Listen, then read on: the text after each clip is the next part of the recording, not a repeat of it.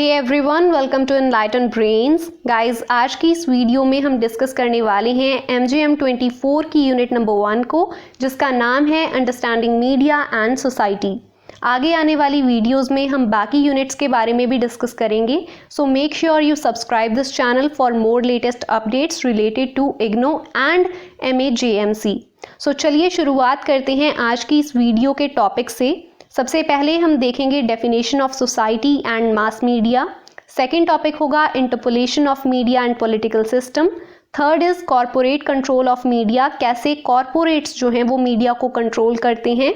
Regulation and self regulation में क्या difference होता है।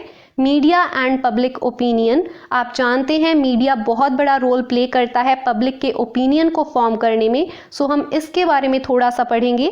New media and its impact on society, ये एक काफ़ी इम्पॉर्टेंट टॉपिक है क्योंकि इसी में से जो हमारा सब टॉपिक था the dark side of virtual world, उसके ऊपर हमें एक प्रीवियस ईयर में क्वेश्चन आ चुका है। सो क्या था वो क्वेश्चन, देखिए प्रीवियस ईयर में आपसे पूछा जा चुका है, enumerate the 3 major threats of online media, malware, surveillance and censorship, give suitable example from the Indian context.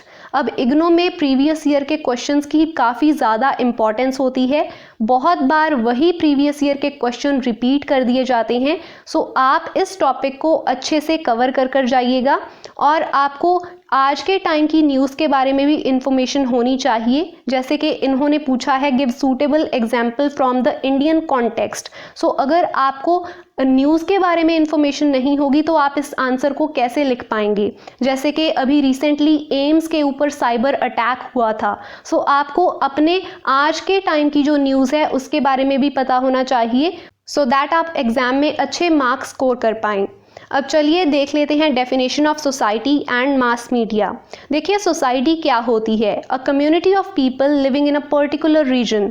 एक ग्रुप ऑफ पीपल हैं, वो एक जगह पर रह रहे हैं और उनके कस्टम एक जैसे हैं, उनका कानून एक है, उनकी ऑर्गेनाइजेशंस एक हैं, सो उसको हम बोलेंगे सोसाइटी। अब सोसाइटी भी 2 तरीके की हो सकती है, होमोजीनियस सोसाइटी जो सेम वैल्यूज शेयर करती है, उनकी लैंग्वेज एक होती है, उनकी एथनिसिटी एक होती है। इसकी एग्जाम्पल है Japanese society and Chinese society. वहाँ पर देखिए लोग इंग्लिश भी नहीं बोलते हैं, वो सिर्फ और सिर्फ अपनी ही लैंग्वेज बोलते हैं। चाइना वाले चाइनीज बोलते हैं, जापान वाले जापानीज बोलते हैं, और उनकी जो लैंग्वेज है, वैल्यूज हैं या उनका कल्चर है वो बिल्कुल एक जैसा है। सो वो हो गई होमोजीनियस सोसाइटी। दूसरी होती है हेट्रोजीनियस सोसाइटी, जिसमें आपको डाइवर्सिटी ऑफ रेस मिलेगी, अलग अलग कल्चर के लोग मिलेंगे, अलग अलग रिलीजन मिलेंगे। जैसे कि USA एक इसकी बहुत अच्छी एग्जाम्पल है।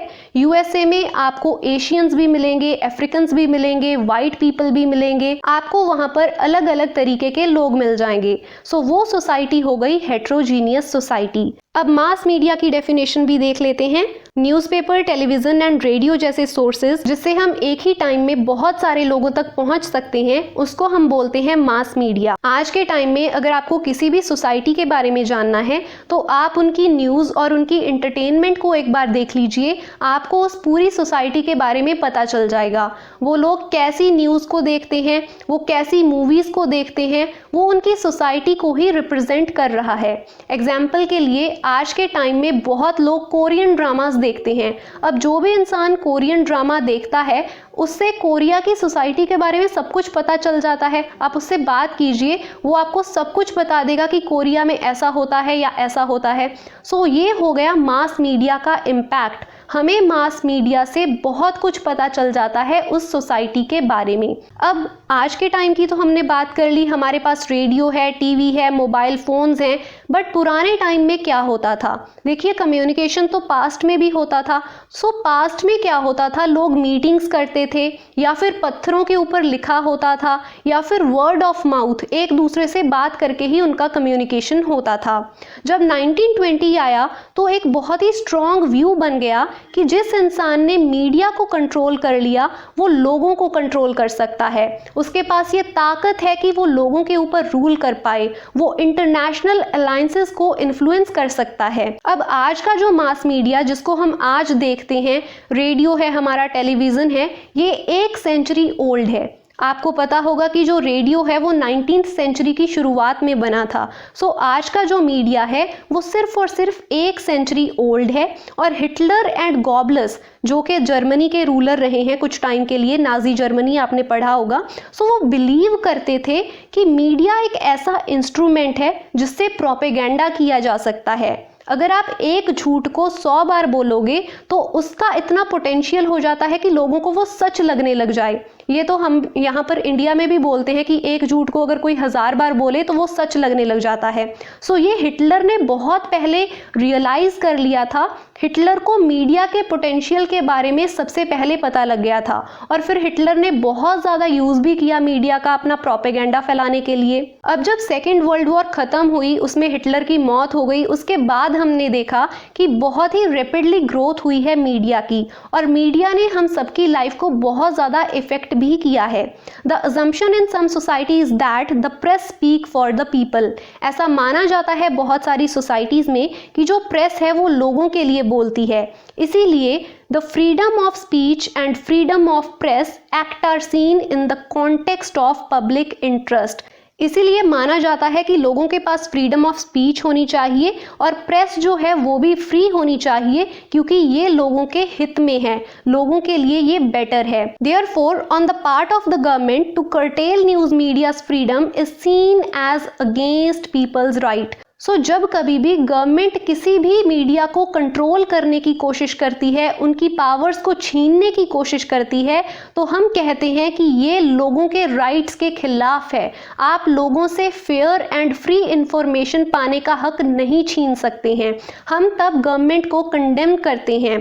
Today in the era of globalisation, आज के टाइम में it is often argued that news media has become a commodity. हम ये देखते हैं कि जो न्यूज़ मीडिया है वो एक कमोडिटी बन गई है, इसीलिए मीडिया का काफी क्रिटिसिज्म भी होता है।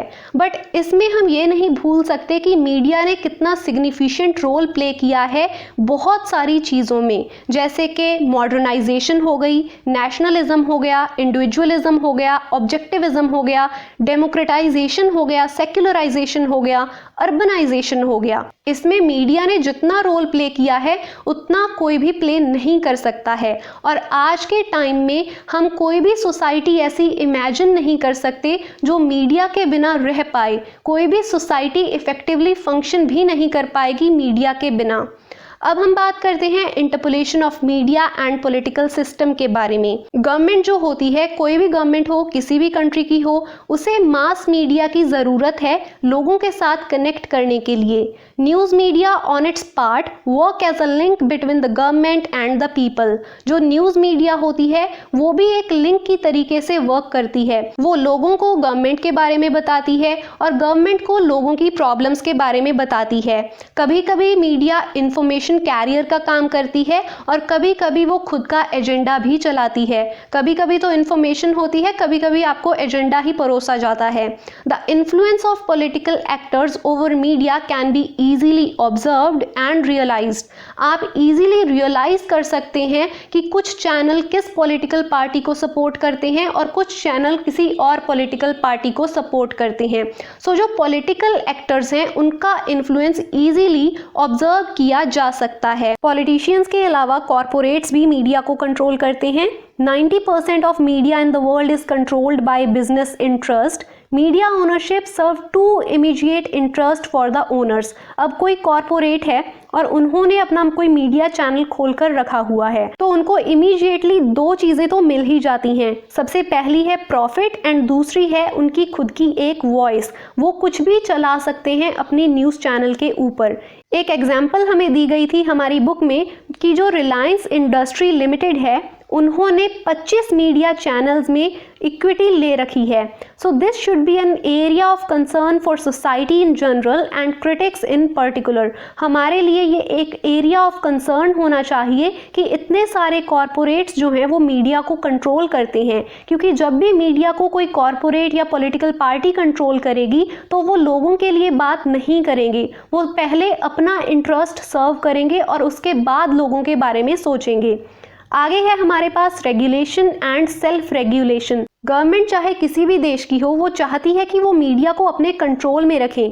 कभी कभी जो गवर्नमेंट्स होती हैं वो मीडिया को कंट्रोल करने की कोशिश करती हैं by enacting laws, not giving advertisement, क्योंकि जितने भी चैनल्स हैं, न्यूज़पेपर हैं, उनको एडवर्टीजमेंट चाहिए होती है, पैसे चाहिए होते हैं कि वो अपने चैनल के प्रॉपर फंक्शनिंग कर पाएं। सो कभी कभी जो गवर्नमेंट होती है, जो हज़ारों करोड़ों की एडवर्टीजमेंट होती है, वो चैनल्स को नहीं देती है। एंड कभी कभी बाय मिसयूजिंग डिफेमेशन लॉ का मिसयूज भी किया जाता है गवर्नमेंट के द्वारा। Media must follow ethics to work independently. अब ये बात आ गई सेल्फ रेगुलेशन की कि मीडिया को अपने एथिक्स को फॉलो करना चाहिए अगर वो इंडिपेंडेंटली वर्क करना चाहती है। अगर आप खुद को रेगुलेट करेंगे तो काफ़ी सारे चांसेस हो जाते हैं कि आपके ऊपर कोई और गवर्नमेंट दबाव ना बना पाए। नेक्स्ट है हमारे पास media and public opinion. Media influence public opinion by writing editorials, articles and conducting debates. Media जो है वो पब्लिक का ओपिनियन चेंज कर सकती है।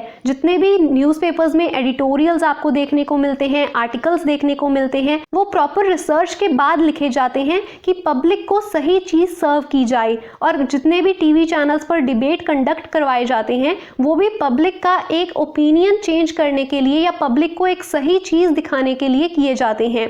अब पब्लिक ओपिनियन की डेफिनेशन क्या होती है? हमारी बुक में डेफिनेशन दी गई है, a social judgement of self conscious community after rational public discussion. Public ने एक रैशनल डिस्कशन की और अपनी एक जजमेंट पास की और उसको हम बोलते हैं पब्लिक ओपिनियन। कभी कभी क्या होता है कि एक कम्युनिटी या एक ग्रुप ऑफ पीपल, जिसको हम सोसाइटी भी बोल सकते हैं, कि वो किसी इशू को कन्फ्रंट करते हैं, उनके सामने कोई प्रॉब्लम आती है तो फिर वो उसके डिफरेंट सॉल्यूशंस को एक्सप्लोर करना स्टार्ट कर देते हैं और डिस्कशंस के बाद एक कंक्लूजन तक पहुंचते हैं। जो कंक्लूजन होता है वो उनका ओपिनियन होता है और उसी को हम पब्लिक का ओपिनियन बोलते हैं। New media and its impact on society. आज की मीडिया ने जो इन्फॉर्मेशन है उसको बहुत ही ज़्यादा डेमोक्रेटाइज कर दिया है। अगर आप भी अपना ओपिनियन देना चाहते हैं तो आपको कुछ ज़्यादा करने की ज़रूरत नहीं है, बस ट्विटर पर जाइए और अपना ट्वीट कर दीजिए। इससे आपका ओपिनियन भी लोग पढ़ सकते हैं, सुन सकते हैं, देख सकते हैं। So internet has cut across artificial boundaries created by geographical borders. Internet के आने की वजह से जो आर्टिफिशियल बाउंड्रीज हैं, जो हमारी जियोग्राफिकल बॉर्डर्स हैं, वो भी नहीं रहे हैं। आप इंडिया में बैठे हुए किसी भी टॉपिक के ऊपर बात कर सकते हैं जो यूएसए में हैपन हो रहा है। People can put fourth there ideology. अब देखिए, आपने नोटिस किया होगा कि आजकल हर एक इंसान अपनी आइडियोलॉजी को सपोर्ट करने के लिए कितने कितने ट्वीट कर देता है। सो जो लोग हैं वो अपनी आइडियोलॉजी को आगे बढ़ा सकते हैं आज की मीडिया का यूज करके। We can not treat any issue as local. In fact anything happening anywhere in the world can ring the bell across continents. अब इसकी एक रीसेंट एग्जाम्पल है जो ईरान में हिजाब रो चली, जो वहाँ पर प्रोटेस्ट हुए। देखिए, ईरान में किसी लड़की का मर्डर हुआ, सो उस वजह से वो टॉपिक पूरी दुनिया में चर्चा का विषय बन गया। सो आज के टाइम में हम किसी भी इशू को लोकल ट्रीट नहीं कर सकते हैं, वो इंटरनेशनल इम्पोर्टेंस का टॉपिक कभी भी बन सकता है। उसके बाद है एवोल्यूशन ऑफ इंटरनेट। सबसे पहले आया था web 1.0। The communication was only one way, क्योंकि इसमें क्या होता था, आप अपना फीडबैक नहीं दे पाते थे। बट जब वेब 2.0 आया तो इसमें इंटरेक्टिविटी स्टार्ट हो गई। पहले आप कमेंट नहीं कर पाते थे, बट वेब 2.0 के आने के बाद अब आप किसी भी टॉपिक के ऊपर कमेंट कर सकते हैं, आप इस वीडियो के नीचे भी कमेंट कर सकते हैं। सो इससे क्या हो गया कि इंटरनेट पर इंटरेक्टिविटी स्टार्ट हो गई। अब जो वेब 3.0 है, ये हमारा फ्यूचर है, जिसमें जो मशीन्स हैं वो मशीन से कम्युनिकेट कर पाएंगी। उसके बाद इंटरनेट के जितने फायदे हैं वो तो हमें पता ही हैं, बट इसकी एक डार्क साइड भी है, the dark side of virtual world. ये एग्जाम पर्सपेक्टिव से एक इम्पॉर्टेंट टॉपिक है। सो डिस्कस करते हैं मालवेयर के बारे में। देखिए, जो मालवेयर होता है वो एक मैलिशियस सॉफ्टवेयर होता है। मैलिशियस का मतलब होता है वो चीज़ जो हार्म करने के लिए बनाई गई हो। सो मैलिशियस सॉफ्टवेयर है जो स्प्रेड हो जाता है वायरस की तरीके से एक सिस्टम से दूसरे सिस्टम में। वायरस के बारे में आप जानते ही होंगे, किसी एक सिस्टम से दूसरे सिस्टम में आसानी से चला जाता है और फिर यूजर का जो डाटा है उसको वो चुराता रहता है। The software copy themselves on each connected system and spy on the activities of user. So user की जो एक्टिविटी है उसके ऊपर नजर रखी जाती है। In times of net banking these viruses are threat to personal security amounting to cyber crime. ये जो वायरसेस हैं ये काफी ज्यादा बड़ी पर्सनल सिक्योरिटी को थ्रेट है। सो ये एक डार्क साइड है वर्चुअल वर्ल्ड की। सेकेंड डार्क साइड है surveillance in order to curb cyber crime and real life terrorism. So terrorism को काउंटर करने के लिए या फिर लोगों के ऊपर ही नजर रखने के लिए जो एजेंसीज होती हैं वो लोगों का कम्युनिकेशन मॉनिटर करती हैं। जो भी कम्युनिकेशन आप वेब के ऊपर कर रहे हैं उसको कोई ना कोई एजेंसी तो मॉनिटर कर ही रही होती है। सो आपने ऐसा सुना भी होगा कि अगर आप इंटरनेट के ऊपर हैं तो आप डेफिनेटली ऐसा मत सोचिए कि आप सेफ स्पेस में हैं या फिर आपकी कोई प्राइवेसी है। आपकी किसी भी बात को किसी भी टाइम मॉनिटर किया जा सकता है।